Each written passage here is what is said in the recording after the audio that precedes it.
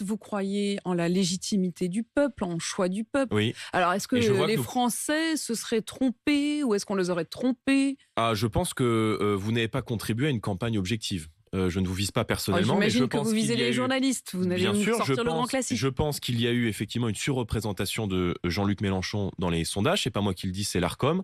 Non, non, 75% il faut être très précis. du temps L'Arcom, de parole sur non, les non, 2 non. premières semaines, par exemple, du mois de mai. Exactement, c'est une question Non, de mais temps de écoutez, parole. moi, si j'étais arrivé devant vous, si Marine Le Pen était arrivée devant vous en expliquant qu'on allait être Premier ministre d'Emmanuel Macron, vous nous aurez ri au nez et en 2 jours, vous auriez Jordan décodé Bardella, j'ai reçu des Marine fake Le news Pen et mis vendredi. fin à la blague. Elle m'a fait Donc, exactement vous avez choisi. la même démonstration. Ça tombe bien parce qu'on est dans le même parti. Mais je vais vous répondre et nous pensons la même chose et sur vous ce le savez sujet. parfaitement, Jordan Bardella, la campagne et les chiffres de la représentation des différents partis en temps de parole dans les médias, c'est sur 4 semaines. Là, vous prenez les 2 premières semaines Madame et vous de savez que vous Malherbe. avez rééquilibré Madame de Malherbe, et que vous-même, vous avez fait- au début été très peu Madame présent. de Marine Malherbe. Le Pen, elle a pris des vacances. Grand bien lui fasse. Mais enfin, Madame de- après, vous ne pouvez pas vous plaindre de ne pas être dans les Madame médias. de Malherbe, beaucoup de vos confrères ont fait mine de croire que la fable qu'a raconté Jean-Luc Mélenchon était vraie et que Jean-Luc Mélenchon pouvait être Premier ministre. La question n'est pas celle-ci. La question de dimanche prochain, c'est quelle opposition à Emmanuel Macron en face de lui. Et moi, je dis aux Français, utilisez les bulletins de vote RN. Nous sommes au second tour dans 200 circonscriptions, c'est-à-dire plus du double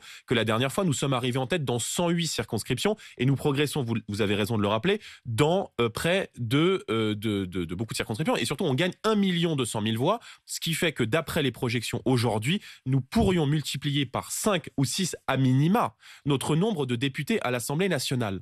Le RN, Vous partiez de très bas. Hein. le RN, partiez vous de avez 8. raison. Le RN avec 6 députés, ça fait 42% au second tour de l'élection présidentielle. Donc je dis aux Français, donnez-nous un groupe puissant et dans 5 ans, nous sommes au pouvoir. Il y a un front anti-RN face à vous, tout sauf le RN. Alors, ils ont mis un petit peu de Alors là temps aussi, du non, côté des macronistes dans la soirée de dimanche soir, mais enfin, ils en sont arrivés à l'idée qu'il ne fallait pas une seule voix pour l'extrême droite. Mais merci de confirmer que Jean-Luc Mélenchon est la béquille d'Emmanuel Macron.